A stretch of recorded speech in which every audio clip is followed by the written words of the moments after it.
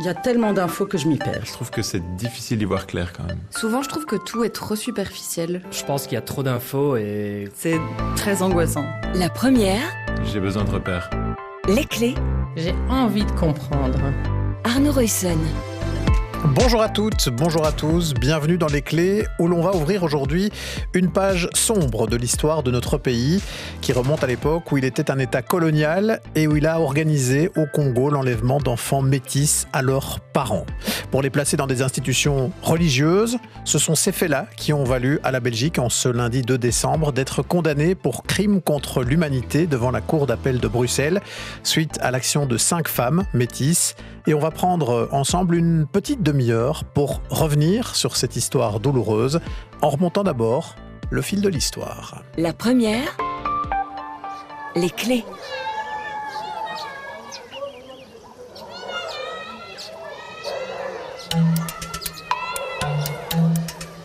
Nous sommes à la fin des années 50 au Congo, qu'on appelle encore le Congo belge à l'époque.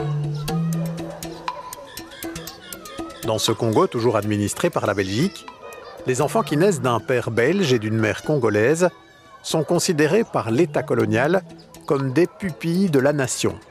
Ils sont, parce qu'ils sont métis, sous la tutelle de l'État et plus sous l'autorité de leur mère. Alors, les administrateurs du territoire colonial ont pour mission d'aller soustraire ces enfants à leurs parents pour les placer dans une institution religieuse. C'est ce qui va arriver parmi des milliers d'enfants dans le même cas à Léa Tavares, qui raconte son histoire à notre collègue Aline Wavreil.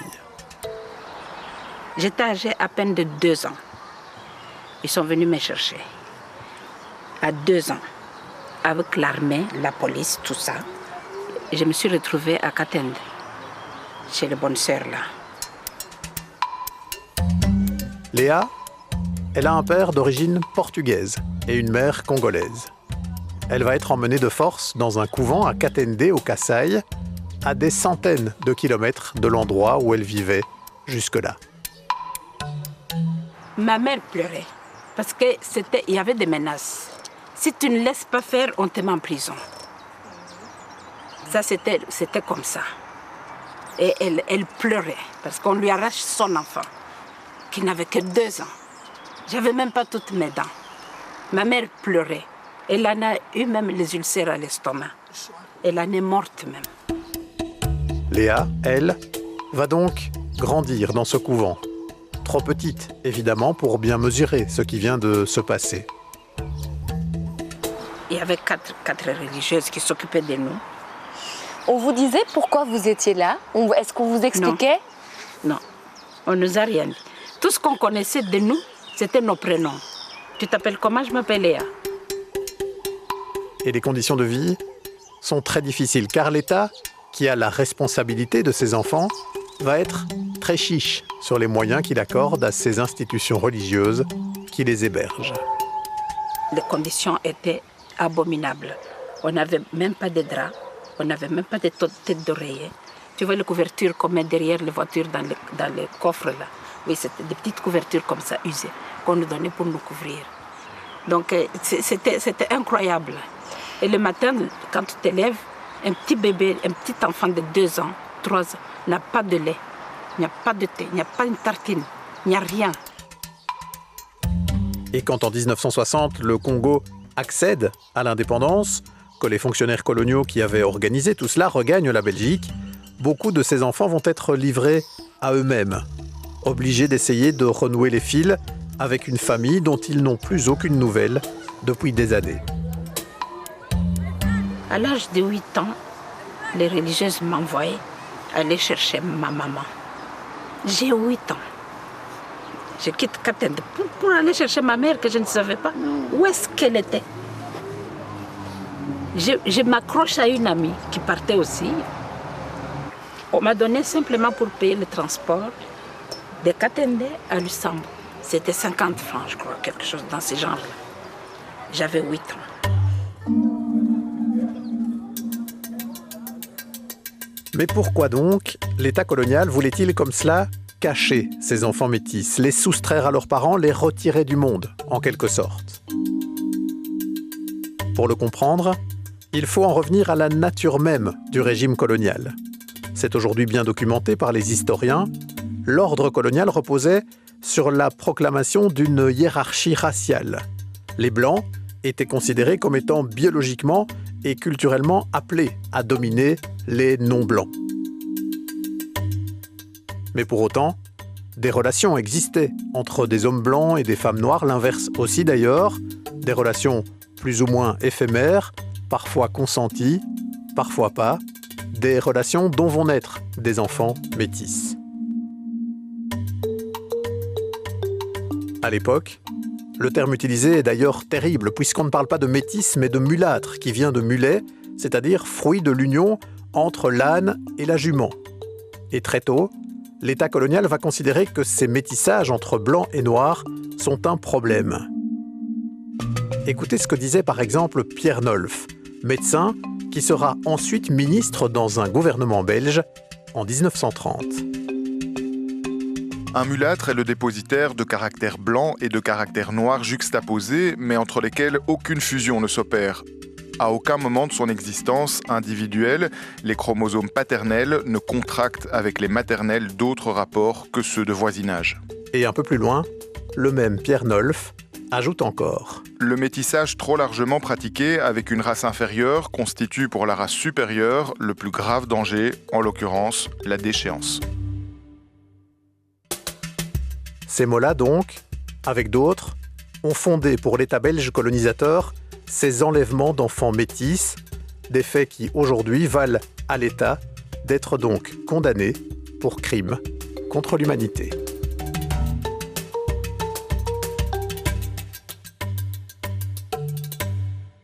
Et avec nous pour prolonger cette évocation, il y a Assoumani Boudagua. Bonjour. Bonjour. Merci d'être avec nous. Vous êtes congolais d'origine, nationalisé belge, et vous êtes un des meilleurs spécialistes de cette question chez nous, notamment au travers d'un livre qui fait référence sur la question Noir, blanc, métis, la Belgique et la ségrégation des métis du Congo belge et du Rwanda au Burundi. Alors, d'abord peut-être un étonnement, Assoumani Boudagua. J'ai l'impression que cette affaire, on n'en parle que depuis une quinzaine d'années en Belgique, alors qu'on a des faits qui remontent, on l'a dit, à avant 1960, forcément la fin de la colonisation. Pourquoi est-ce que ça a mis autant de temps avant que cela n'arrive dans le débat public ? Et puis, ce qui vient de se passer ici, avec d'abord des condamnations politiques, puis maintenant une condamnation par la justice. Pourquoi est-ce que cette histoire est restée comme un peu oubliée ou cachée pendant aussi longtemps ? Il faut savoir qu'à partir de 1935, le ministère des colonies a décidé de s'approprier de cette histoire et de la retirer du domaine public. Pour ce faire, 2 commissions ministérielles ont été établies, l'une en 38-39 et l'autre en 47, du fait que les commissions ministérielles n'avaient pas le devoir de publier leurs comptes rendus. Et c'est d'ailleurs en retrouvant les comptes rendus originaux que je me suis rendu compte de la véritable problème. Et donc pendant de nombreuses années, dans le domaine public, on n'a pas évoqué cette question. Il a fallu attendre pratiquement 2010 pour que Mme Colette Braeckman, en visite au Congo, au Rwanda, au Burundi, sorte un dossier du soir avec des témoignages, mais lesquels témoignages ont certes été entendus, mais dont on n'a pratiquement rien tiré. En 2014, après près de 30 ans de travaux, j'ai publié mon livre intitulé « Noir, blanc, métis, la Belgique et la ségrégation des métis du Congo belge et du Rwanda au Burundi 1908-1960 ». J'ai fait une conférence de presse au cours de laquelle M. Luc Malghem, du Centre régional du libre examen à Bruxelles, est venu me trouver en me disant « ça serait intéressant d'organiser une grande rencontre autour de ce livre ». Et la rencontre a eu lieu le 16 octobre 2014 à la Maison du Livre à Bruxelles. Et à cette occasion, il y avait une centaine de personnes. Beaucoup se sont dit « il est temps qu'on interpelle le gouvernement ». Et je me suis engagé à ce moment-là à accompagner tout qui voudrait interpeller le gouvernement. Et on a commencé par le Parlement francophone bruxellois, qui, lors de Génie de l'hémicycle, a pu entendre les premiers témoignages avec énormément d'étonnement, puisque beaucoup de politiciens belges n'étaient pas du tout au courant de cette question, mais ont fait preuve, je dois y insister beaucoup, d'empathie. J'ai vu des hommes et des femmes pleurer en écoutant les témoignages. Et donc, voici, depuis 1935 jusque pratiquement 2014, une histoire occultée, oubliée, et même dont les historiens ne parlaient que lorsqu'ils évoquaient l'instruction au Congo en disant il y avait des écoles spéciales, il y avait des enfants métis qu'on envoyait à l'école, mais sans plus. On n'avait jamais essayé de vraiment comprendre et retracer le fil de ce qui s'était passé et puis d'écouter ces personnes qui, pour certaines, sont encore en vie aujourd'hui et qui peuvent nous raconter, comme Léa que l'on vient d'entendre, Léa Tavares, raconter ce qui s'était passé concrètement. J'imagine aussi que ces personnes qui ont été victimes n'avaient pas forcément accès à la parole. Il y avait d'un côté un État qui cachait un peu cette histoire honteuse et puis des victimes pour qui ce n'était pas forcément simple de pousser la porte des médias, des parlements pour faire entendre cette histoire, raison pour laquelle aussi, sans doute, il a fallu du temps. C'est exact. Il faut savoir que un des gros efforts de l'État colonial belge consistait à effacer de la mémoire de ces enfants l'image de leur maman. On leur a dit que leur maman les avait abandonnés, que leur maman était des femmes de mœurs légères. On a essayé de leur faire croire que le fait d'être rassemblés dans les orphelinats, c'était un privilège. Beaucoup y croient encore aujourd'hui, d'ailleurs. Et donc, la plupart d'entre eux ignoraient totalement les raisons pour lesquelles ils se sont retrouvés dans les orphelinats. On a entendu tout à l'heure, Madame Léa parlait de 2 ans. Souvent, c'était 2 ans, 3 ans, 4 ans. Quand l'enfant devenait propre, qu'il pouvait marcher, on le retirait de la mère. Donc, beaucoup de gens, beaucoup de ces métis, beaucoup de ces victimes, de façon tout à fait naturelle, ignoraient tout. C'est quand mon livre a montré les soubassements idéologiques, a montré les circulaires, a montré les instructions données aux fonctionnaires, que beaucoup se sont dit « Waouh, nous avons été victimes d'une ségrégation et des enlèvements forcés ». Oui, beaucoup n'étaient pas conscients de leur propre histoire, des raisons pour lesquelles ils s'étaient retrouvés comme ça, retirés de leur famille. Mais venons-en justement à ça, au fondement idéologique, à la façon dont tout ça a été organisé aussi par des fonctionnaires. Qu'est-ce qui dérangeait tant l'État colonial dans le métissage ? On a entendu des raisons pseudo-scientifiques, enfin qui peut-être apparaissaient presque scientifiques à l'époque. Aujourd'hui, on sait bien évidemment que ça ne tient pas. Mais qu'est-ce qui fait que pour l'État colonial belge, c'était un problème qu'il y ait des métis ? Alors pour le comprendre, il faut prendre en considération quelques éléments. La Belgique n'avait qu'une et une seule colonie exclusivement peuplée de Noirs. Elle a hérité de 2 territoires sous tutelle, le territoire du Rwanda-Urundi, territoire peuplé exclusivement de Noirs. Dans la doctrine coloniale belge, on parle souvent de 3 piliers, l'administration, l'Église et les sociétés. J'y ai ajouté un 4e pilier, c'est la race, la suprématie raciale. Et donc la Belgique, quoique tardivement entrée dans le concert des nations colonisatrices, a pris conscience de ce métissage. Et il était entendu que les métis, du fait d'avoir une goutte de sang blanc dans leurs veines, allaient être les ferments de révolte. La Belgique a donc considéré, elle aussi, que ces métis, équipés de cette goutte de sang blanc, risquaient de mettre en péril les intérêts coloniaux et la pérennité du système colonial. Par ailleurs, la présence d'enfants métis dans les villages portait un coup dur à ce fameux prestige racial. Vous vous dites civilisé, vous abandonnez vos enfants. Vous vous dites civilisé, vous tuez des femmes qui sont enceintes, vous les noyez, parce qu'il y a eu des noyades de femmes enceintes. Et donc, la Belgique s'est dit, il faut retirer ces enfants du milieu où leur présence nous porte un coup dur. Il faut faire en sorte qu'ils soient retirés du milieu indigène où ils pourraient être ferments de révolte. Et c'est ça qui a amorcé le processus d'enlèvement. Mais pour légaliser le processus d'enlèvement, il fallait utiliser quelques décrets qui existaient. Il en existait 2. Un décret de 1890 qui conférait à l'État la tutelle des enfants dits abandonnés, orphelins, délaissés, trouvés. Et puis il y avait un 2e décret de 1892 qui confiait les enfants ainsi mis sous la tutelle de l'État aux œuvres philanthropiques, notamment aux missions. On a appliqué aux métis un décret qui ne les concernait pas. Ils n'étaient pas nécessairement abandonnés, n'étaient pas nécessairement orphelins, ni laissés, ni trouvés. Et donc ces décrets ont continué jusqu'en 1952, où on a abrogé ces 2 décrets et où on en a fait un autre qui prolongeait d'ailleurs ces décrets précédents. Quelque chose qui apparaît étonnant aussi dans cette histoire, c'est pourquoi est-ce que les parents belges de ces enfants, les pères pour la plupart, eux laissaient faire. Parce que les mères congolaises, noires, elles n'avaient de toute façon pas le choix. On l'entend, c'était par la force qu'on venait chercher ces enfants. Les parents belges, eux, trouvaient ça normal, laissaient faire? Alors, il y avait 2 situations. Il y avait une situation d'enfants dits reconnus par leur père.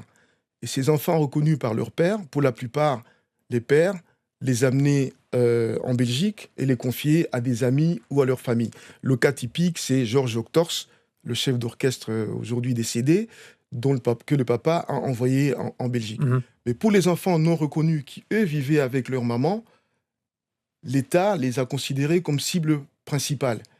Il faut savoir que jusqu'en 1948, par exemple, les enfants métis, même reconnus, n'étaient pas admis dans les écoles pour enfants européens, pour des raisons que je ne vais pas détailler ici.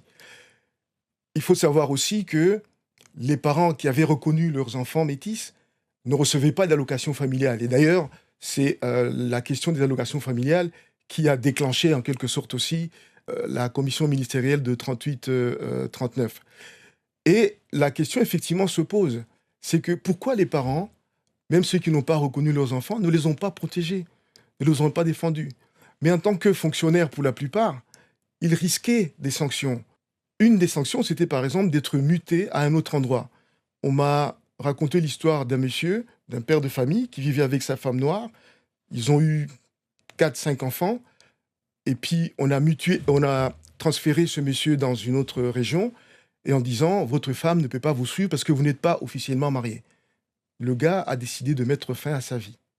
Alors, on pourrait développer encore longuement sur cette histoire. On peut renvoyer aussi à votre ouvrage, Noir, Blanc, Métis, la Belgique et la ségrégation des métis du Congo belge et Rwanda-Urundi. Mais j'ai envie qu'on en vienne à ce qui s'est joué ici maintenant, avec ce premier procès d'abord en première instance et puis un deuxième procès en appel et la décision au final de condamner la Belgique pour crime contre l'humanité. Je propose qu'on prenne le temps de réécouter justement ce qui s'est joué au niveau judiciaire et on va le faire avec Sarah Pousset.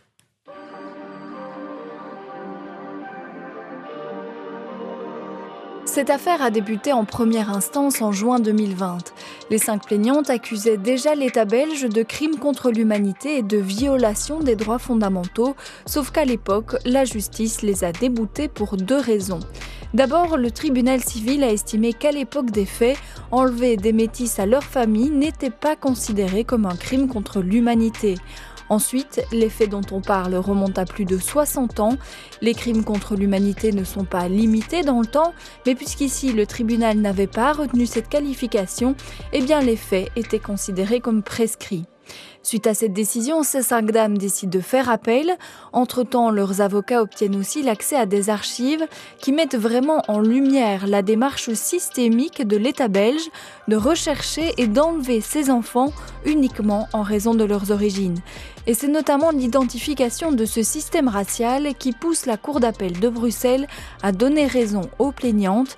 Dans son arrêt, la Cour reconnaît ces enlèvements comme des actes inhumains et de persécution qui constituent bien un crime contre l'humanité, tel que défini par le droit international. Elle condamne aussi l'État belge à indemniser chacune de ces femmes pour le dommage moral infligé à hauteur de 50 000 €.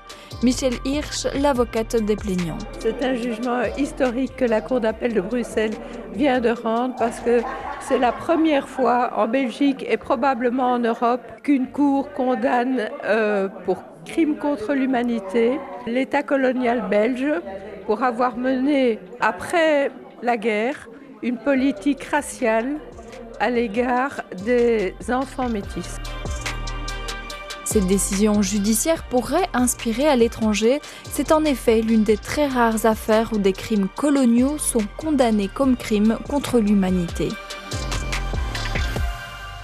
Et quand Michel Hirsch dit c'est après la guerre, c'est parce qu'après la guerre, il y a le tribunal de Nuremberg et que ce crime contre l'humanité, il est reconnu par la Belgique. Et pourtant, la Belgique continue jusqu'en 60 ces faits dont on parle ici. Avec nous, dans cette émission, il y a aussi Quentin Noirfalis. Bonjour. Bonjour. Vous êtes, journaliste, réalisateur. Vous êtes en train d'ailleurs de réaliser un documentaire au long cours sur cette affaire, puisque vous suivez ces 5 femmes qui ont finalement obtenu cette décision de justice en appel. Peut-être brièvement d'abord, pourquoi est-ce qu'elles sont allées en justice ? Parce qu'il y avait eu des reconnaissances politiques en Belgique de cette affaire. On a des déclarations de Louis Michel, de Charles Michel qui sont très claires, qui parlent déjà même de crimes contre l'humanité.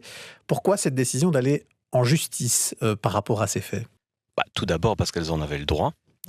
Et que ce n'est pas parce qu'on a d'un côté des excuses telles qu'elles ont été données par l'Église, telles qu'elles ont été données par l'État belge, qu'après la question de la réparation réelle, monétaire, puisse se poser. Et aussi parce que ça a été un très très long processus pour ces 5 dames qui ont été enlevées à leur maman très jeune. Qui ont subi une enfance qui était à la fois très difficile, mais où elles se sont créées entre elles une famille de substitution. Puis après, elles ont vécu, notamment pour deux d'entre elles, les grands troubles de l'indépendance en 1960, dont elles ont été des victimes collatérales directes dans le cadre de guerres civiles, de guerres ethniques, parce que l'État belge les a abandonnées à ce moment-là, alors que l'État belge en avait la tutelle et était censé normalement les protéger. Donc l'État s'est retiré très volontairement de cette tutelle à ce moment-là, et qu'après, en fait, elles ont fait ce qu'on attendait un petit peu des enfants métis à l'époque. Il faut savoir que les sœurs et l'ordre religieux organisaient des mariages entre métis. Et donc ces dames se sont mariées pour la plupart. Elles ont vécu une vie, elles ont créé un foyer. Et elles ont mis en fait cette enfance traumatique un peu sous le boisseau. Sauf qu'au milieu des années 80, il y en a une d'entre elles, Monique Bitoubingui, qui est retournée en fait à Katende, qui a découvert dans une armoire, après que une sœur supérieure lui ait donné une clé, tout un ensemble de documents en fait sur leur enfance. Et ces documents ont été un peu le début en fait de cette réflexion, mais elles n'ont rien dit. Elles en parlaient entre elles quand elles se voyaient. Elles ont gardé des liens pendant toute leur vie, même après être arrivées en Belgique ou en France. Et ce n'est que vraiment, au ce moment-là, quand elles ont pris conscience, à travers l'ouvrage d'Assoumani Boudagua, après l'arrivée de ce début de débat de société, qu'elles avaient été des victimes directes, et quand elles en ont parlé un petit peu dans leur famille au début, ils ont dit, elles n'ont pas tout raconté, on leur a dit, allez voir des avocats, ils sont allés voir Maître Hirsch et toute l'équipe qu'elle a constituée autour, et c'est là qu'il y a eu une prise de conscience, en fait, directe de l'ampleur de ce qu'elles avaient subi, et donc l'affaire s'est portée sur ces 5 cas-là, sur lesquels il y a eu un grand travail de recherche. Donc voilà, c'était un peu au crépuscule de leur vie, elles ont toutes presque 80 ans, une espèce de dernier combat, après finalement avoir rempli les devoirs un peu que la société attendait d'elles, d'avoir été des mères de famille résilientes malgré leur enfance brisée. En quelques mots, Quentin Noirfalis, vous avez suivi le premier procès en première instance, et puis de très près ce procès ici maintenant en appel.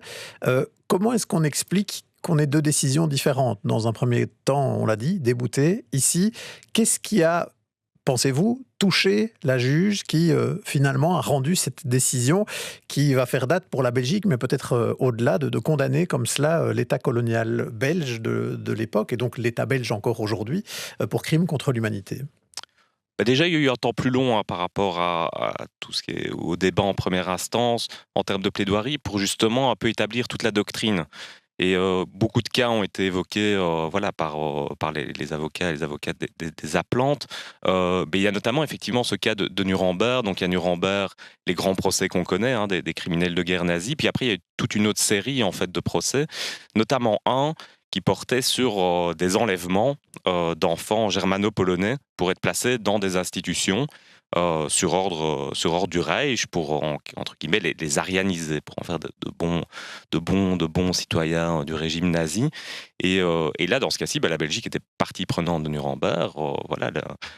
Les personnes, le Reich a été condamné à cette époque-là pour ça. Donc ça faisait déjà une jurisprudence par rapport à cette doctrine là.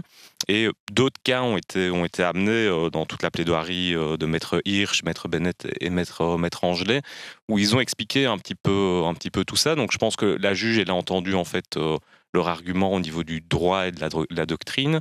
Et je crois que par ailleurs, sans doute à son niveau personnel, elle a aussi entendu la réalité de la souffrance. Et il y a dans le jugement un passage assez intéressant en fait, qui dit justement que sans la faute de l'État belge, c'est-à-dire si l'État belge n'avait pas enlevé à leur mère les 5 dames, elles n'auraient pas grandi loin de leur mère, elles n'auraient pas été répertoriées dans un registre de mulâtresse parce qu'il y avait une recherche active. C'était pas une recherche passive, c'était vraiment une recherche active dans les villages, à tel point que certaines mamans, parce que des mamans essayaient de sauver évidemment leurs enfants, maquillaient au charbon leurs enfants ou les planquaient dans la forêt.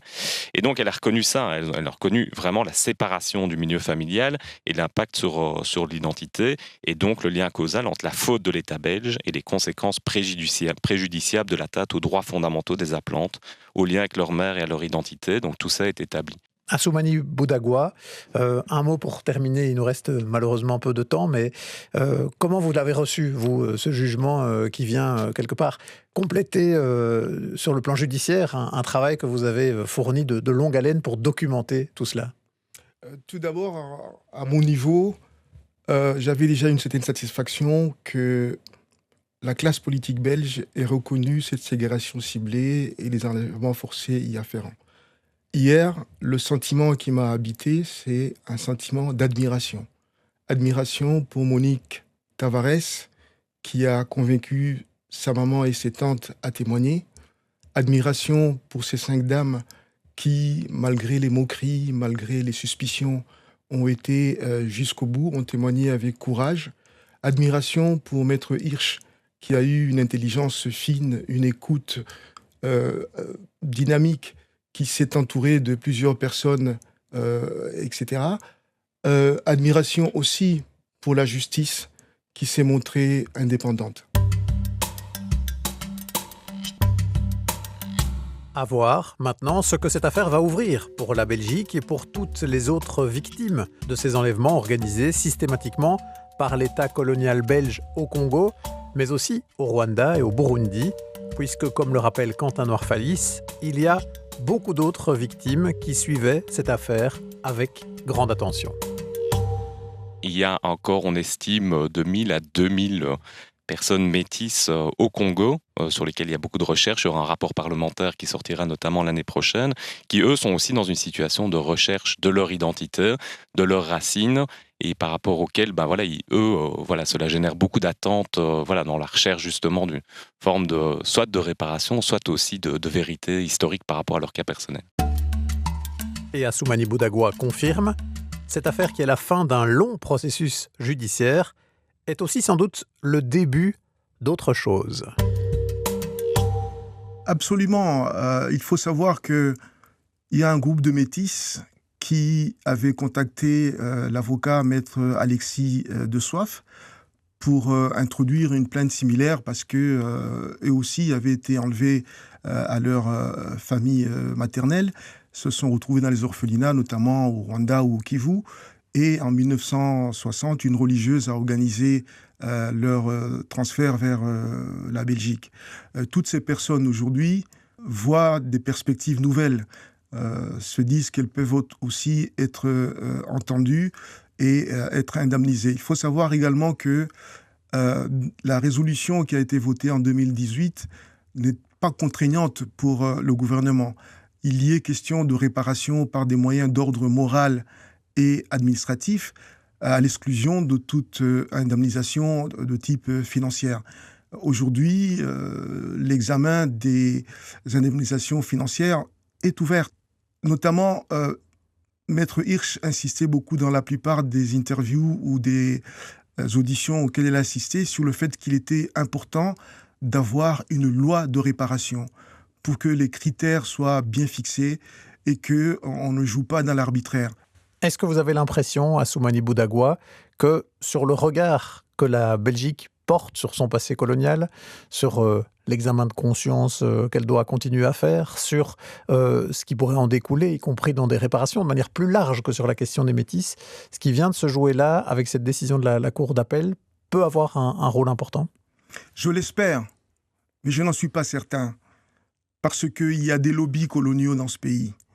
Il y a des gens qui continuent à faire la propagande coloniale, à faire croire que c'est plutôt les Congolais qui sont redevables de la Belgique et pas l'inverse.